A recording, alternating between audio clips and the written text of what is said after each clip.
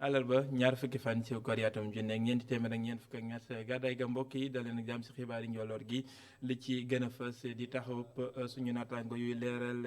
groupe ñi nga xam te ni bii dañoo daal di faatu si altine ji si l'accident boo xam ne moo aju woon si dem ak dikk gi ay kàddu yu sedde si njaboot gi mboolem ñi nga xam te ni bii ñoo fa teewoon di ay kilifa yoo xam ne fas nañ si wàllum tasum xibaar seen i naataango si taskatu xibaar yi ak ñi nga xam te ni bii ñoo di ay woy politique ñoom ñëpp ngir sedde yu mujj daal leen di gunge ngir ñu jébbal leen suñu borom dinañ ci ànd ak maam Abdou Guèye Gassé kàddu yi mu taataan ci njëlbeenu xibaar yi loole nag li nga xam ne moo waral faatu ga di ay l'accident yi way di am ci réewum Sénégal sa ngàmbul càngu beneen l'accident boo xam ne am na fa niki démb benn doomi aadama ñàkk si bakkanam fukk ak juróom jël ci gaañu ñaar métti la si lool loole xewe sa diwaanu Saloum dinañu ànd ak Adama Sarr ak li nga xam ne moo si njeexital ak li nga xam te ne biit moo di ñaawlu gi nga xam ne ñi yëngu si wàllum dem geeg dikk gi yëkkati nañ ko ay kàddu di góor a xuma ki nga xamante ni bi moo nekkoon naataangoom bi mu doon waxtaanal ci i rajo dinañ ci dikk nu mu gën a yaatoo dinañ ñoo dellu si waat ci plan national bi nga xam ne moo jëm si aménagement bu territoire gi nga xamante ni bi doon nañ ko fësal ci diwaanu Thiès jëw nañ ci ko yor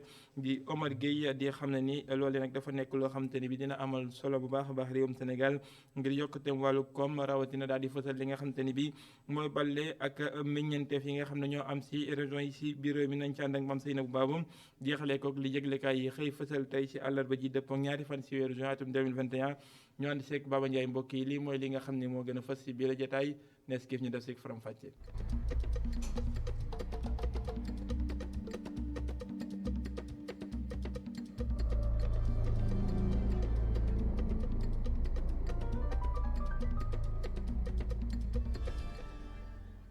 dañ koy door rek lañ koy junjee sa bopp ba ginnaaw bi ñu faatoo si altine ji di suñuy nattaango yoo xamante ne bi ñoo nekkoon si groupe leeral TV ak leeral point net ñi nga xam ne ñu ngi daal di seen jàmbaar yaa ngi daanoo si waar wa ginnaaw bi nga xam ne ñu ngi doon liggéey ngir daal di fësal li nga xamante ne bi moo di xibaar yi tukkee si wërëbum koom mi nga xam ne njiitu réew mi doon na ko def sa dindu réew mi ñoom si la ñu amee l'accident boo xamante ne bi ñoom ñett sa la ñu faatoo tey ji lañu doon taxaw si hôpital principal bu Ndakaaru ngir jébbal leen seen borom ginnaaw ba daan nañuy taataan ay kàddu yoo xam ne ay seede la jóge si ñi nga xamante ni bi ay jiital këru taskatu xibaar lañu Mamadou Ibra Kane bu média ki nga xamante ni bi moo di Madiambal Diagne bu groupe Avenir Communication ak directrice bu 7TV ak li nga xamante ni bi moo di ki nga xam ne moo di Maïmouna Ndour Faye ñoom ñëpp yëkkati nañu ay kàddu si micro Mame Abdou Guèye Gassé ak Moussa Fall ñu teewlu leen. gannaaw bi ma tiisloo li nga xamante ni ndogal bi dal suñu kaw suñu naatangoo doon ay xale yàlla jël seen bakkan état dafa war a bàyyi xel ci sécurité journalistes yi waaye ñi nga xamante ni dañuy gérer entreprise de presse yi dañu war a bàyyi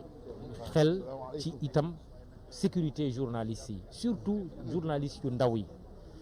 seen condition de travail seen condition de vie man bu ma ko waxee xam naa lu tax ma koy wax doon naa ndaw doon journaliste mais yàlla def itam ma nekk ci bopp entreprise de presse xam naa condition yi toujours yombul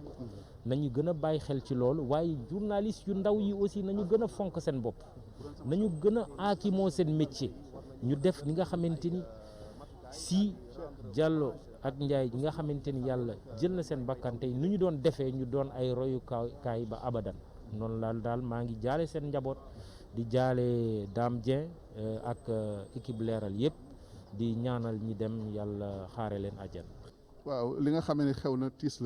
la pour ñëpp tiis la pour askan wi yëpp tiis la pour presse bi tiis la pour ñi nga xam ni seen i njaboot la ñu ñi nga xam ne ñoo ngi doon liggéeyandoo ak ñoom.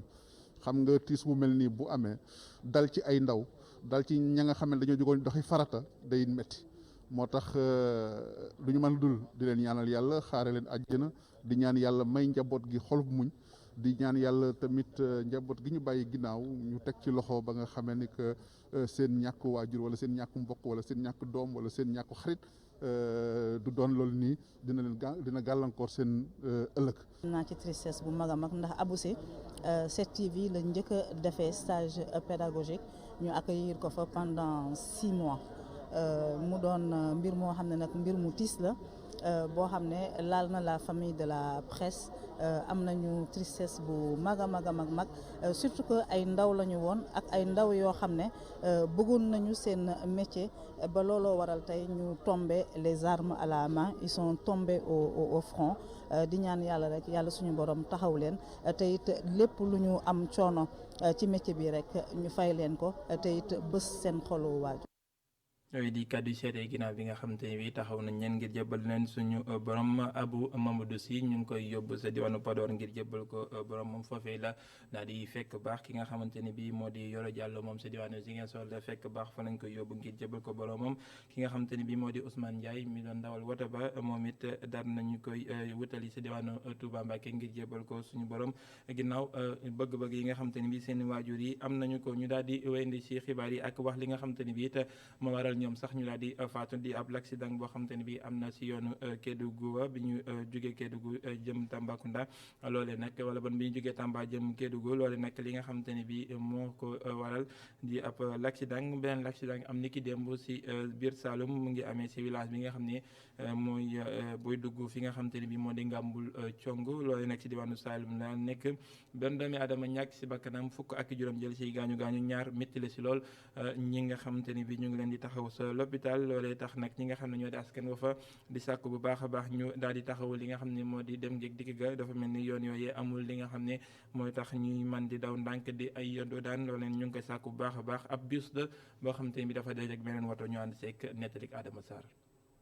accident bu métti nag moom moo am ci booy dugg dëkk bii di Gambolu Congu digganteem ak Kaolack toll ci ay fukki kilomètres bis nag bu jóge woon fii di Bignona moom moo dal di daanu benn nit ñàkk na ci bakkanam lu ëpp fukki nit am ci ay gaañu.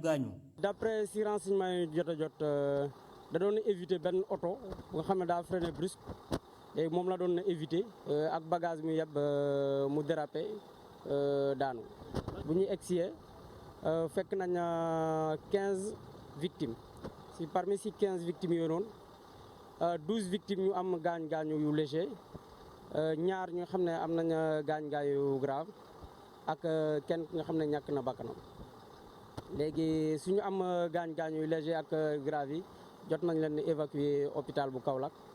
diggante Kaolack jàpp Fatick jamono ji li fi am ci ay accident bari na lool li ne mel nag jaaxal na ñi nga xamee ne ñoom ñoo di askan yu fi yeewoo. accident yi day biig rek am na bu amaat Gandiaye benn camion plateau bu laal benn moto il est mort sur le coup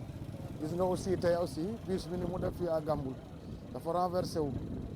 waaw bon accident yi nag bëri na léegi ci télé bi mais li ko war a yëpp mooy vraiment manque maîtrise ak vraiment réflexe chauffeur si ci la bokk. kii di Waly Niang moom gis ne day li ñu leen war a defal moo di ay dóor daan su ko defee accident yi mën a wàññeeku. nañ ko guddi ñaata nañ ko bëccëg moom la ñu ko am nañu dimbale ngir yàllantu bi may ñu dóor daan suñ jur yi jeex nañ suñ mbokk yi jeex nañ oto yëpp jeex nañ ngir lan xel yu métti. accident yi nag ñu ngi wéy di bari lool ci jamono ji fii ci réewum Sénégal mu nekk loo xamee ne nag nguur gi war na cee jóg. accident yu bëri yooyee tax ki nga xamante ne bi mooy secrétaire général bu kuréel gi ñi ëmb dawalkati woto yu mag yi di union des routiers du Sénégal mi nga xam ne mu ngi boot ci CNTS di Gora Khouma daal di koy ñaawal bu baax a baax nag ne li nga xam ne moo ko war a mën a saafara moo di ak tàggatu goo xamante ne bi gu mucc ayib la waaye tamit sàmmonteeg li nga xam ne moom la yoon tëral ñu koy wax code de la route ñu teewlay kàddoom ak jéeba. ñun day li ñu wax mooy gis nañ ne gouvernement moom dafa mel ni préparé pour ay solution moom ay sanction rek lay wax. te sanction yi amul gul njariñ amul du temps sanction nañ xool lan mooy créer accident ñu jëm koo faj lii créer accident bokk na ci ñu fexe ba am ay 2x2 voies fexe ba am ay centre de formation parce que nit ki mën naa am diplôme am mais bu amul formation dafa mel ni amul diplôme conditions yi nit ñi di liggéey aussi dañ kaa war a xoolaat surtout acteurs routiers yi ñoo am ay déclaration caisse de sécurité sociale am IPRES comme âge de retraite dem retraite beneen bi ci boppam population bi dañoo am rôle bu ñu war a jouer borom jur yi nañ xool seen jur yi te kenn xool sa jur piétons yi ñu leen neex nañ jéggi tali bi calèche yi amul signalisation guddeeg bëccëg ñu ngi jox ci tali bi te yëpp dafay indi ay accident mais gouvernement bi daa war a xool si loola mu jëm koo faj mais chauffeur ba def accident rek dana du ay sanction bu ñu doon rendi nit ñi tamit sanction de bu jóge na kenn ku nekk population ñun acteurs routiers yi gouvernement na kenn ko jël ses responsabilités ñun acteurs routiers yi nga xam ne nattul la ñu teg ñu dawal oto yi ñun nañ respecté code de la route code de la route ala loo xam ne lii tant que respecté woo ko jëyi da lay yomb téere la boo xam ne bi boo ko négligé jéey da lay yomb kon nañ xool ni ñuy joxe permis yi ndax waa ji mérité na ko mérité ko nañ xool visite ni ki ngay jox ndax mérité oto bi ndax mérité ko mérité bu lépp lu yomb rek ñàkk ko fayda dafa yomb kon mais lépp lu la jafe considération da cay yokk kon il faut que ñu xam ne accident amul kenn njariñ suba saa ngi def accident di dee mais bu ñu ciblé rek bu ñu xoolee nombre bi ñu wax ne moo am ci accident particulier da cee bari la deux roues da cee bari la caresse da cee bari la auto personnel da cee bari la mais il faut que ñu xool lan ak lan la te ñëpp am yéene defar bu am ñëpp amee yéene defar rek mu baax. woto yu màggat yi bokk bi daal si boppam la ñu war a jële ci dem geeg dëkk gi loolu di gis-gisu ki nga xamante ne bi moo di El Hadji Ada Dioum mi nga xamante ne bi jàpp na ne faaw ñu yeesal li nga xam ne moo di parc bi indi fi woto yu yees te jële fa yu màggat yi xam-xamam màcc na nag si wàllum mécanique muy ingénieur génie mécanique waaye tamit xam-xamam màcc si wàllum yoon yu baax li muy sàkku it moo di ñu gën a daal di joyantiwaat yoon yi di ko defee l'accident ngi wàññeeku ñu teewlu ko ba léegi ak jéeba. l'accident yi dafa bëri te gis nañ ne à chaque fois accident bu amee day am ñu si ñàkk seen bakkan oto yi day tas léegi nag ñuy waxoon ñun avant ñu ci indi ay solution dañuy def diagnostic pour xam exactement lan moo ko waral am na ci loo xam ne ci oto bi lay jógee am na ci yoo xam ne ci tali yi lay jógee ak environnement bi mais am na ci yoo xam ne aussi ci nit ki ci boppam lay jógee voilà mais bu ñu xoolee aussi lu ci ëpp mën nañu wax ne ci nit ki lay jógee parce que tey même ci dans les pays développés bu ñu trouvé ay solution ci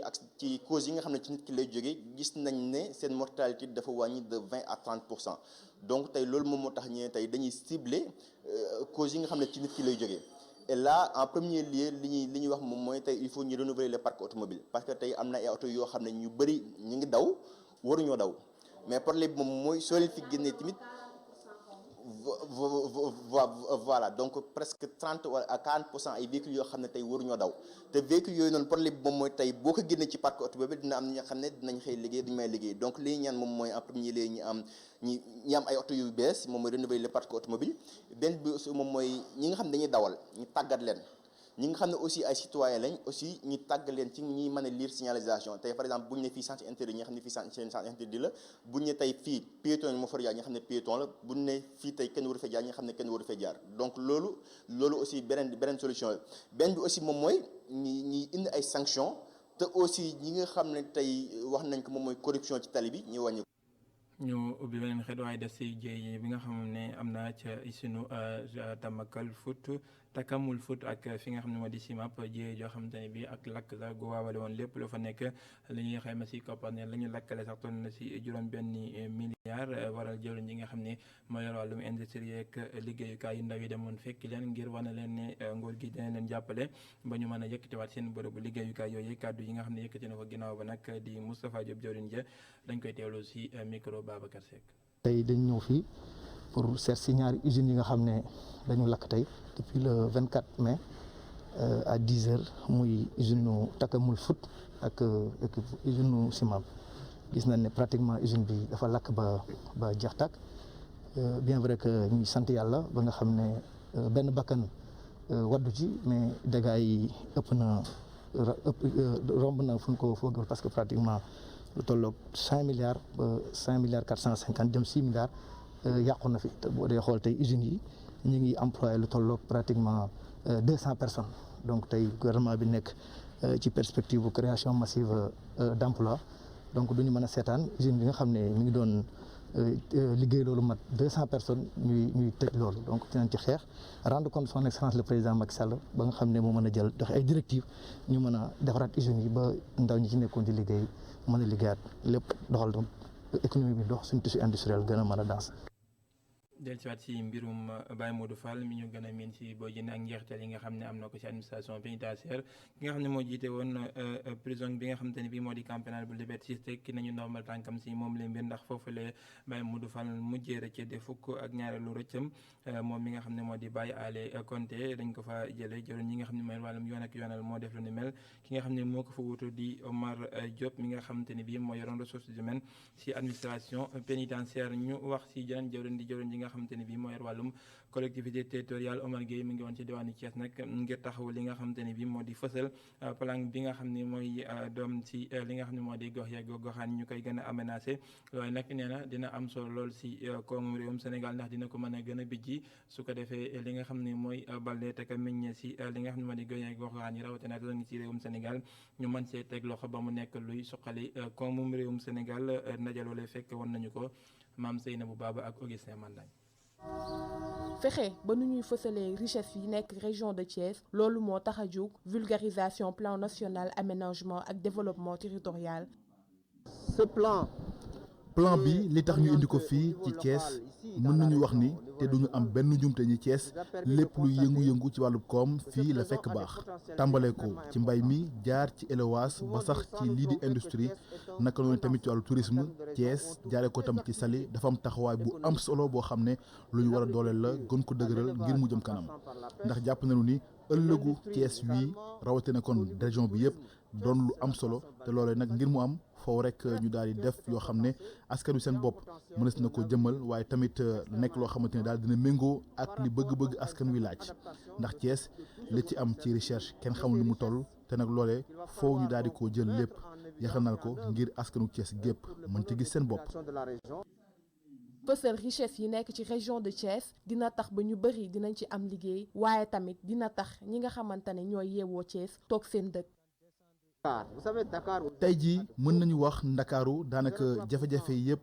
fa la nekk ndax téeméer boo jël ñett yi ma nga ci territoire national bu ndakaaru waaye tamit ci wàllu askan daanaka ñëpp fa la ñu daal di dem ngir di fa yëngu loolee nag li ko waral ñëpp xam nañ ko ndax njàng meek njàngale mi foofu ci ndakaaru la fekk baax université yu mag yi fa la nekk hôpital yu mag yi fa la nekk daanaka kon mën na si noonu jàpp ni lépp luy yëngu-yëngu ci wàllu koom fii ci ndakaaru la fekk baax ba tax liggéey sax boo ko bëggee faw nga dem ci Dakar loolee lépp kon bokk na ci li tax tey jii njiitu réew Macky Sall ci cadre plan national aménagement de développement territoire fexe ba samp ay métropole yu yees yoo xam ne yu ci mel ni Thiès gi ngir rek askan wi fa ñu nekk ñu mën a gis seen bopp ci réew mi moo tax ngir jubbanti loolu moo tax mu samp kuréel wi ngir rek fexe ba lépp loo xamante ne rek jëm na ci programme bi ma leen junj sànq ñu mën ko jëmmal ci gox yeeg goxaan yi rawatina fii ci Thiès. C'est tout le sens donc de la mise en œuvre de ce PNADT. ngir bii de plan jaar yoon dafay laaj visa de localisation jëwriñ ji ñu dénk wàllu collectivité territoriale moo ngi ñëw ci njëriñu bii la jumtuwaay. national d'aménagement du territoire indi comme outil visa de localisation mooy lan mooy tey jii yow boo bëggoon ñu affecté la benn superficie am nga ci droit wante dañ koy méngale ak projet yi nar a ñëw ëllëg bu ñu jëlee li nga laaj teg ko ci projet bi ñu war a defar ëllëg moo xam tali la wala autoroute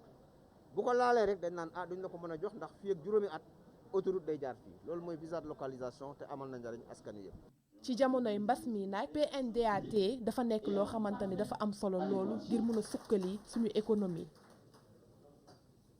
ñu wax lu jëm ci wàllum politique ak li nga xam ne moo jëm ci càmbar kayit gi nga xam ne moo ci jëm di fichier électoral bi waxtaan jëpp na ci ab lal ni ki démb société civile bi daal di amee moom it ay recommandation yu toll ci fanweer ak ñeent dale ko ci article L1 32 ba jaale ci parrainage bi ba ci ni nga xamante ne bi it noonu la ñuy dugalee koppar ci parti politique yi seen financement loolu yëpp nag fës na ci waxtaan yi nga xam ne amal nañ ko ci boobu lal dañ ci ànd ak nettali ki nga xam ne moo di Mamadou Dieng ak Seydina Mbaye. solos atelier bi moo doon càmbaraat yenn ponk ci fichier électoral bi société civile di fësal rëq-rëq yim ci nemmeeku. au lieu ñu nekk ñun société civile di wax fichier bi baax na baaxul li nga xamante ne jóge na ci audit bi ñu xool nan lañ koy doxalee ngir même bu fekkee ne am na rëq-rëq fichier bi amélioré wu ndaxte ñun du suñu rôle ñu wax fichier bi baax na wala baaxul ndaxte du ñun ñoo audité fichier bi dañuy jël ay nit yu am farlu fenn am xam-xam am xarañ te ñëpp d'accord ci ñu def audit bi ñoom ñoo ne fichier bi bonul waaye am na yu ñu ci war a jubbanti. fanweer ak ñaar ci ay rëq-rëq ñu fësal ko loolee indi ay laaj ndax fichier bi leer na waaye société civile di dalal xel yi ne mbébét bi ci atelier bi mooy jooyanti. recommandation bu amee ne veut pas dire que rek fichier bi baaxul parce que recommandation am na parce que am na ci recommandation yu bari yoo xam ne yi yàqul ci jotewul ci fichier bi dara par exemple bu ñu ne la wutal reconnaissance faciale pour que nit ki ñu mën koy xàmmee ci photo formation bi yokk leen ko waa daaf yi defal leen séminaire et cetera loolu pour mu gën a baax rek fonctionnement bi mais taxul ñu ni fichier bi baaxul xam nga li doon bon ñu ni fichier ñu ne doublon yi bari na am na ñu si bindu te waruñoo bindu am na ñu amul du temps bindu ci su boobaa ñu ne fichier bi kat war nañ ko xoolal. société civile ànd ak CEDEAO ak yenn ci ay auditeurs ci kàddu yu ñu yëkkati jëmale ci parrainage bi. parrainage dañ jàpp ne waxtaan moo ko mën a saafara du fi ñu jëm am na recommandation yi ñu def nañ ko bokk waxtaanee mais am na ñun recommandation yi ñu waxoon ne bu parrainage demee ba mënul ñàkk ñu bañ ko def comme niñ ko doxalee nii parrainage bi am nga xam ne dafay xañ ñu bëri ñu bokk ci élection yi moom la ñu woowee woon parrainage à la carte. mu bokk ci ay rëq-rëq yu société civile bëgg ñu jooyanti ko ñi ñu tëj kaso te àtteeguñu leen ñu fexe ba ñu bokk ci liste électorale yi naka noonu article L31 ak L32 ñu jubanti ko wala sax ñu neenal ko société civile ne lii ay principe la. Mamadou Dia ñu wutali diwaanu Sédhiou wax lu jëm si wàllum xëyam ndaw ñi jaare ko si li nga xam ne moo di mbay mi ndaxte mooy pexe bi gën a ñoŋ ki nga xam ne moo di coordinateur national bu Prodac nag daal di bokk si loolu bi nga xam ne moom la ñu amaloon ngir li nga xamante ne bii moo jëm si wàllu woowee ne nag faaw nag ñu joyante lu bëri ndaxte dafa nekk loo xam ne jàmp na jamono ji ndaw ñi amam xëy te jaare ko si li nga xam ne moo di mbay mi ñu teewlay kàddoom Papa Malick Ndour Ousmane Demba moo ko taataan. nawet bi jot na au lieu ñuy toog Dakar wala ñu toog seen kër yi defuñu dara ñu jël leen dugal leen ci activité de production bu njëkk bi dañu leen di former encadrer leen jàngal leen jox leen diplôme su formation bi jeexee nag ñu jox leen 400 hectares de terre jox leen semence jox leen engrais jox leen équipe technique bu leen accompagner mais aussi et surtout lépp loo xam ne moom la ñuy def pour produire ñu jël leen jox leen ko yemuñu foofu ñu jël salaire leen ko jox pendant 4 mois loolu du innovation parce que soo ko defee day mel ni da ngay wut ay ouvrier agricole mais ñoom jàppee wuñu leen ouvrier agricole ay jeunes yuy wut liggéey ay jeunes yu ñu war a tàggat pour ñu mën a amal seen bopp liggéey la ñu wut moo tax dañu ne su loolu yëpp weesoo li nga xam ne moom la ñu yaakaar ci mbay moom muy 400 hectares maïs yooyu nga xam ne ñun ci suñu xayma semence bu ñu jënd yaakaarloo nañu ne dinañu am 500 ba 600 millions de francs en termes de recette ñu ne au lieu ñu koy dugal suñu compte ñun dañ koy jël jox ko xale yi ñu mun ci autonomiser wu du nekk ay crédits yu ñu leen di jox wala ay xaalis yu ñuy séddoo mais day nekk loo xam ne dañ koy jël soit ñu aménager leen ko ci dag bi ñu ciy liggéey am seen mbiru bopp wala ilaa ñu jël ko wala secteur privé bi nga xam ne dañoo bëgg installé wu ci dag bi ne leen xale yi tàggat nañ leen xale yi wane nañ motivation wane nañ njàmbaar parce que 4 mois vacances nawet ak coono bi nga ñëw ko ci àll loolu njàmbaar wane nañ ko prouvé nañ loolu waaye xale yi tamit wane nañ njàmbaar parce que liggéey nañu lu mel ni 600 millions wala 700 millions ñëwal ñu jox la suuf jox la accompagnement bi ci war nga ànd ak xale yi lëkkaloo ngeen créer entreprise ñoom ñu apporter seen apportu 600 millions yi yow nga wut sa 600 millions peut-être muy 1 milliard 200 nga def business boo xam ne xale yi dañuy nekk ay employés waaye aussi nekk ay actionnaires loolu mooy projet bi nga xam ne madame la ministre Néné Fatoumata Tall xalaat na ko wax ko traduire ko en acte nañu nañu liggéey ci loolu la ñu nekk di def ak jeunes. xëyum ndaw ñu ba léegi ñu desandi si ak jëwriñ yi nga xamante ne bi mooy toofap jëwriñ ji yor wàllum njaay meeg njënd mi si diwaanu France ak tànki nemmeeku yi nga xam ne mu ngi koy amal si réew mi lu jëm si xëyum ndaw ñu dem na daal di nemmeeku ji nag kër gi nga xam ne ñu ngay joxe am xëy di waa DER ñi nga xam ne ñu ngi jàppale soxna yeeg ndaw ñi ngir daal di saytu ñi nga xam ne ñoo di ndaw ñeeg soxna yi yëngu si wàllum xëy rawatina li nga xam ne moo di lënd gi di wàllum xaarala yu gën a kawe boobu lay tànki nemmeeku mu ngi ko doore nag si ngaar bu Ndakaaru ñu ànd seeg Abi Ndiaye. jafe-jafe yi ndaw yi di jànkonteel ngir am xëy jàppale leen ci wàllum financement seeni projet gën a rataxal diggante réewum France ak réewum Sénégal doon na lu sabab ndaje tey ji diggante Franck Riester ak waa délégation à l'entrepreneuriat rapide ci loolu dinañu gunge entrepreneur yi ci bépp fànn. à l'entrepreneuriat rapide pour les femmes et les jeunes kuréel bu président Macky Sall taxawal 2018 ak léegi pour jàppale jigéen ñi ak ndaw ñi entrepreneur yi pour fexe lépp li nga xamante ne ñu ngi koy def ci réew mi ci wàllum koom-koom ñu mun leen jàppale. gannaaw ba ñu ko taxawalee lu yàggul dara fonds de financement de l'innovation bi ñuy wax fonds de soutien au numérique dina jàppale ndaw ñi ak entreprise yi yëngu ci wàllum numérique. et loolu bu weesoo it am nañ programme bu bees ci dans le cadre du plan d'urgence xëy ndaw ñi bu président Macky Sall taxawal DER dina ci liggéey pour jàppale lu toll 150 000 entrepreneurs si ñetti at yu ñëw pour jox leen financement renforcement de capacité accompagnement. entrepreneur yu bëri jot nañu jëfandikoo ci financement bi nga xamante ni ci waa DER ñu ngi koy joxe. am na fonds bu ñu créé bu ñuy wax fonds de soutien numérique bu 3 milliards de francs CFA pour jàppale entrepreneurs yi dem si wàllu xarala yu bees yi ñoo ñuy utiliser technologie ñuy def lu ñuy wax réalité virtuelle intelligence artificielle maanaam xam-xam bi nga xamante ne si jaww ji la nekk ak lépp lu ngay dem si utiliser xarala yu bees yi si mbay mi si sàmm mi ak si napp mi pour yokk capacité yi ak koom-koom bi loolu la ñuy def. collaboration diggante réewum France ak réewum Sénégal dina tax ku ci nekk mën cee gis sa bopp ngir ndawi Sénégal am financement bu doy ci seen projet ci ñetti at yi di ñëw nag 150 000 ndaw dinañu leen gunge ni mu gën a baaxee. Abi Ndiaye ñu wax ci wàllum tàggat yaram ak lamb ji nga xamante ne bii sajjeeti na ak ay xaatimo yoo xam ne nag ay lamb yu mag la yu ñu war a mën a xaar ñett ñoo xamante ne bii ñoom ñëpp ku ci nekk dégg na daal di roi des arènes di Eumeu Sène mi nga xam ne dina janoo ko Bombardier Eumeu Sène di janowaat ak Balla Gaye numéro 2 seen ñetteelu yoon di ay xaatimo yoo xam ne def nañ ko démb nag ci makkaan ji nga xam ne mooy wàllum wér-gu-yaram ci réewum Sénégal moom sax la ñu bàyyale bëccëg yooyu nga xamante ne bii Gaston Production moo ko tëgg dañ ci ànd ak Ngor Diouf ak Cheikh Diop. ñëwaatam ci làmb ji ànd ak doole ju bëri Gaston Mbengue taxawalaat ay combat bu ñëpp doon xaar Eumeu Sène Balla Gaye waaye itamit Eumeu Sène Bombardier muy combat bi nga xam ni àdduna bépp soxla nañ ko doon ko xaar muy Eumeu Sène ak Balla Gaye 2 donc ragal naa ni loolu nag soo amee moom fii ak ñaari at ragal naa ni làmb moom ku ko xiifoon da nga suur waaw dafa naa ne kenn amatul ci loo wax xanaa kay di sàkku ñaan rek ñëpp ñaanal ñun ñëpp ñu yéenante jàmm pour affaire bi ñu àgg ci lépp parce que léegi nag ay combat dafa xew ñaari avance ñetti avance ñeenti avance tey Balla ngi ci ñeenteelu avance am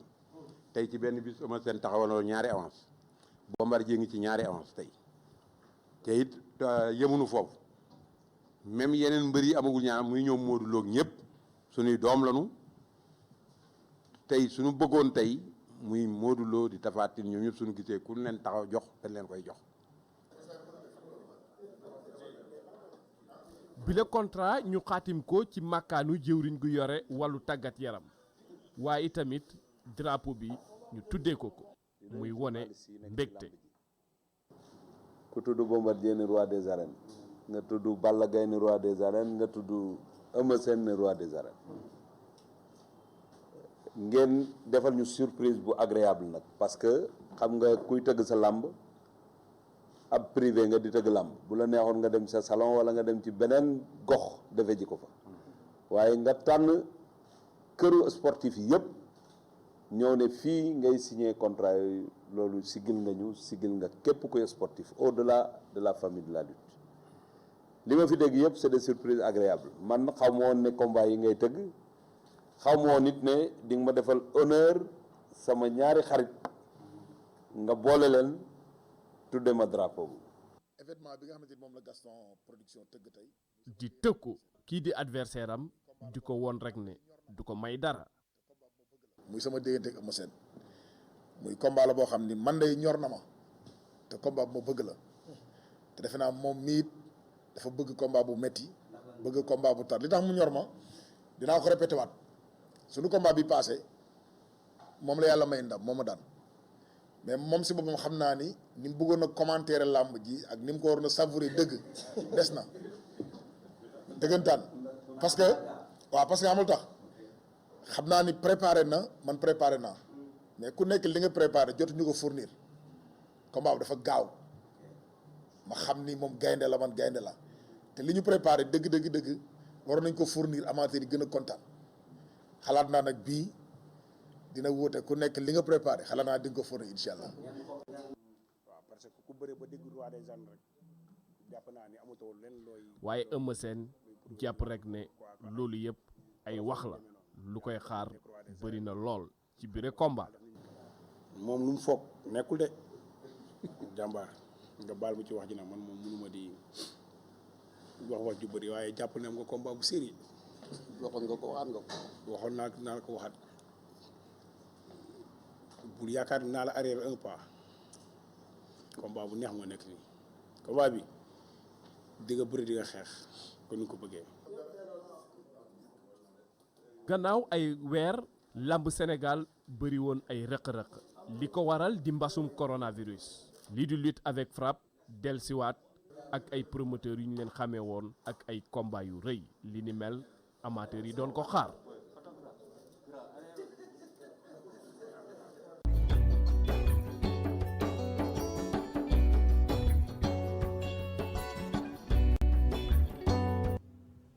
li muy bàkkoo moo di bokk si ñi nga xam ne ñooy sosam xëy waaye di nekk koo xamante ne bii day nekk ab xëyaakoon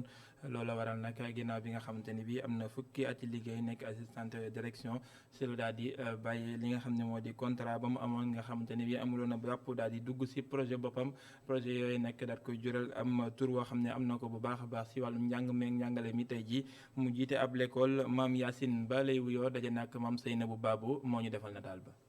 tudd Mame Yacine Sarr madame Ba nekk sénégalaise juddoo fi yaroo fi màggee fi jàngee fi tamit.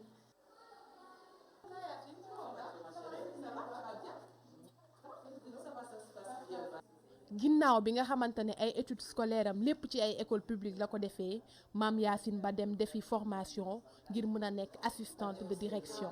bi mu liggéey lu ëpp fukki at mu bàyyi li nga xamante ni moo di contrat à durée indéterminée wam ngir mën a soobu ci biile projet di taxawal école projet biile nag moo ngi ko commencé te amul benn yoon financement te tamit lebul banque. bi ma amee bac ba pare tamit ma dem defi formation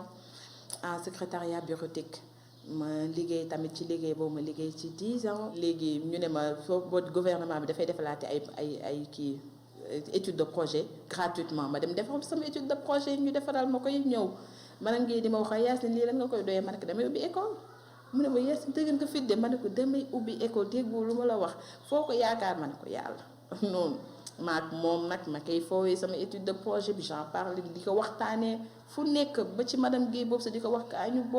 bokk ba un jour ma koy waxtaanee sama yaay dama bëgg a arrêté liggéey bi daal dem ubbi école. mu ne ma nga liggéey ba nga am contrat à durée indéterminée sa patron bëgg la sa liggéey kay ñëpp baax nga di da ngay bàyyi ma ne ko. du lii laay bëgg ci kaw suuf daal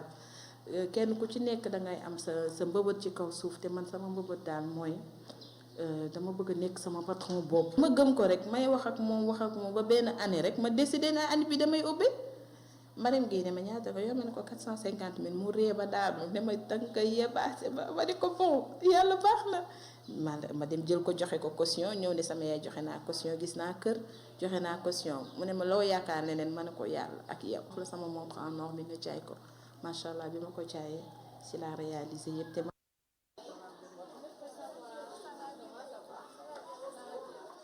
balaa moo wàcc dina def li nga xamante ni moo di tuuru école bi ngir mën a gis ñi nga xamante ni ñoo di ay élèves am nemmeeku leen liggéey bu métti tax na ba tey jii moo ngi sant yàlla bu baax ndax moo ngi yor lu ëpp 20 liggéeykat yoo xamante ni moo leen di fay. lay sànq sama première année def naa résultat ma ñëw fekk ay xale yu nekkoon ci koñ bi kenn déggul tubaab ma làkkuloo leen ñoom ñëpp tubaab école ku dugg dootoo la ak olof. loolu tam noonu ñu nekk ci frais scolaire bi suñu première année ñu def résultat après ñu commencé di am effectif ndànk ba chaque année rek saa yu école tëjee pare dañ mën a ubbi si ma ne nii loolu engagement la te man dama bëgg résultat daal dama bëgg a toog ba dal ba pare tamit fin d'année yi dama doon sonn parce que duma doon am xaalis pour fay location. su ma première promotion CM2 bi ma commencé élémentaire dama ñëw rek def CICP scindé sama grande section bi en 2 def yóbbu ñi CI ñi gën a tuuti ma yóbbu leen CI ñi gën a mag ma yóbbu leen CP. ba daaw ñi doon def CP daaw moom moo nekk sama première promotion CM2 et ma def 100% am CFE ak à l'entrée en sixième yëpp 100% laa def. Sénégal nga xam ne ndaw yu bari dañuy am ay jafe-jafe ngir mën a am xëy Mame Yacine nag moo ngi leen di jox ay conseils. gëm seen bopp rek te xam ne bu ñu xaar ay millions pour liggéey parce que à chaque fois boo defee sa étude de projet boo ko xoolee ba nga ko teg million lay nekk. am na nooy toogee da ngay découragé da nga naan c'est pas la peine lii kañ lay am mu ndaw yaa xam ndax jaay gerte la jaay caaf la yaa xam boo commencé ci projet boobu nag moom moo lay yóbbu ba ci projet millions yooyu man ubbi naa école pendant des années et des années mësuma def prêt ubbi ma ko ak prêt à la banque déedéet ma ko ubbi ak fonds propre sama weccit boobu noonu la rek tepp mooy indi yuret c'est important. ngir tàmbali def lu ràññeeku soxlawul am ay at yu bëri Maam Yacine Ba bi mu amee lu tolloog fanweeri at ci la jël xalaatu Pierre Corneille bii jël ko def ko slogan wam moom nag moo ngi nekk di gént ay gént yu sori sax ngir mën a gën a jëm kanam.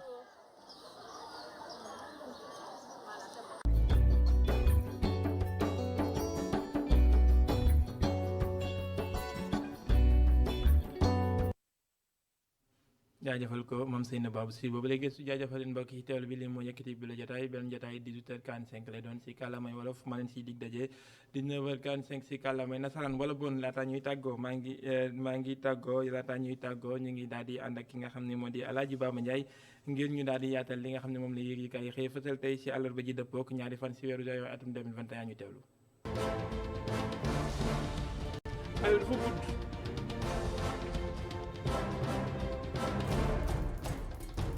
mbaa yéen a nga ca tey la ñuy amal cérémonie ñetti taskatu xabaar yu leeral yi nga xam ne ñàkkoon nañ seen bakkan ci yoonu Kédougou gi Vox Populi ne Abdou Mamadou Sy Yoro Mamadou Diallo ak Ousmane Ndiaye ñoom ñëpp tey la ñuy amal seen cérémonie levée du corps ca hôpital principal bu Ndakaaru bu ci noppee nag jébbal leen seen borom Abdou Mamadou Sy ca Podor lañ koy denc Yoro Mamadou Diallo ca Ziguinchor Ousmane Ndiaye ca dëkk ba tedd ba Touba lii Quotidien cérémonie levée du corps bi tey lañ koy amal fukki waxtu ci suba réew mi Quotidien en tout cas chauffeur bi nga xam ne ñu ngi koy tudd ci coow li waral ñetti taskatu xabaar yu leeral li ñàkk seen bakkan waa ji teg nañ ko les Économies Baye Modou Fall alias Boy Djiné jàppaguñu ko déedéet te moom Boy Djiné tax na ba directeur camp pénal tëbal nañ ko ndax Baye Alé Conté tëb na inspecteur Oumar Diop léegi mooy doxal ci prison bu camp pénal yéeglekaay bi ne enquête wu nu ubbi jëm ci mbiru Baye Modou Fall alias Boy Djiné ngir mu leer enquête bi nag la gars yi jàpp ci njëlbeen mooy Boy Djiné dañ koo jàppale ngir mu génn rëccam gi leerul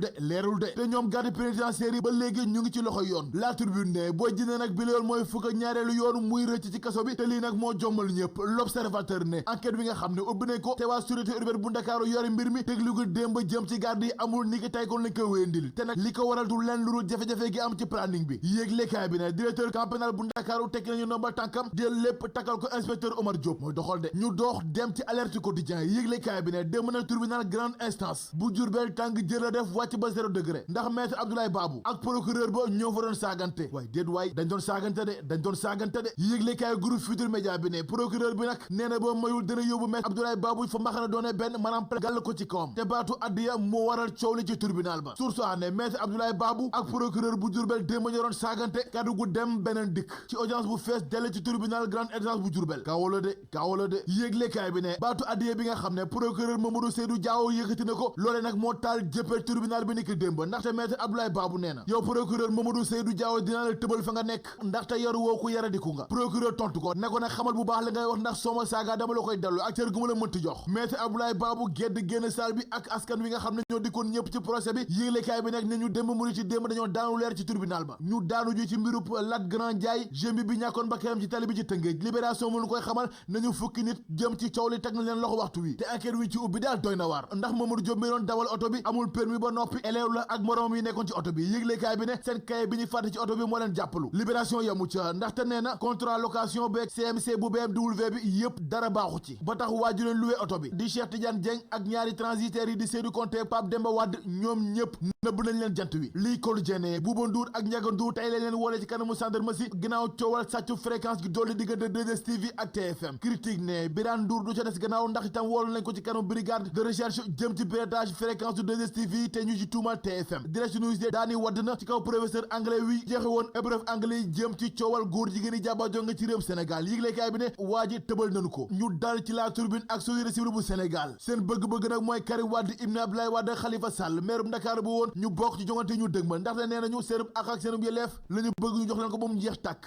yëglekaay bi ne Moundiaye Cissé ki gaayam lël bu yaatu la ñu amal niki démb fësal fanweer ak ñaari digle jëm ci fichier électoral bi te nag loolee nee nañu fii ak élection locale yu dëgmal lañu bëgg ñu jëfee ko ba mu jeex tàkk Sud Quotidien société civile bu Sénégal nag kay ma ngay dankaafu état bu Sénégal Walf Fadjri ne élection locale yu dëgmal ci réew Sénégal daal du sedd saf sàpp la nar a def de 24 heures ne ginnaaw xeex xeexub Ndakaaru capitale bu Sénégal xeexub Tivaouane tam du mën a ñàkk ci élection yu dëgmal La Tribune ne coow li nag ma nga ci coalition Benno Bokk Yaakaar ndax gaay yi ba léegi déggoo amul seenub diggante ndax ku ne bëgg na jiite fa nga nekk njiitu réew mi Macky Sall moo nekk ci xët bu njëkk Le Soleil dinu xamal ni gaay yi loru woon ci liggéeyu nu sumb ca kawoon ay bés bu nu dëgmal seenub koppar lépp dañ leen ko fay ba mu jeex tàkk ñu bàkku jëm ci làmb ji Les Échos ni Gaston Mbengue samp na combat Bombardier Eumeu Sène ak combat Balla Gaye 2 Eumeu Sène sunu làmb ne combat bi kay ay revanche la jëm ci ñaari gaay yi nga xam ne seenub jàkkaarloo ñëpp na mën neen ko Gaston Mbengue mënul ko indil La Tribune Libération L'Observateur ak Les Échos ni benn xale bu jigéen bu am ñaar fukki at ak juróom di doomi tubaab la ñu faat ba noppi sànni ko ci filao ya nekk ci Tivaouane Peulh mais da ngay seet loolu rek kawteef dëgg di ko jaajëfal El Hadj Baba Ndiaye bi yoon moom tàggoo jot na di leen jaajëfal ci teewlu bi dégg leen daje 18h45 si kàllaamay wolof ak 19h45 si kàllaamay nasaraan ngeen si ànd ak ki nga xam ne moo di Aminata Ndonka xibaar yi day wéyandi si 3w.media.sn ñu yendoo jàmm